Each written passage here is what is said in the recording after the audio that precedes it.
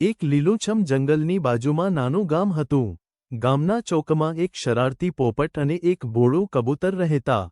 પોપટને વાતો કરવાની બહુ મજા આવતી, જ્યારે કબૂતર શાંત સ્વભાવનું હતું. એક દિવસ પોપટે મજાક કરવી વિચાર્યું. તે બોલ્યો, આજે હું તને ઉડવાની રેસમાં હરાવી દઈશ. કબૂતરે હસીને કહ્યું, બરાબર, પણ ઈમાનદારીથી.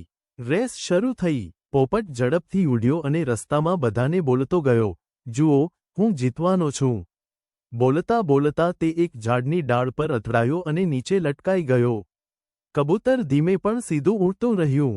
તેણે પોપટને જોયો અને કહ્યું, પહેલા નીચે ઉતર, પછી જીતની વાત કર. પોપટ શરમાયો. કબૂતરે તેની મદદ કરી. બંને નીચે બેઠા અને હસવા લાગ્યા. પોપટ બોલ્યો, હવે સમજાયું, વધારે બોલવાથી કામ બગડે. કબૂતરે કહ્યું, અને મિત્રતા જીતથી મોટી હોય છે. એ દિવસથી પોપટ થોડો શાંત થયો અને કબૂતર સાથે હંમેશા હસતા રમતા રહેવા લાગ્યો. શીખ: ગર્વ અને વધારે વાતો કરતા કરતા સચ્ચી મિત્રતા વધારે કિંમતી હોય છે.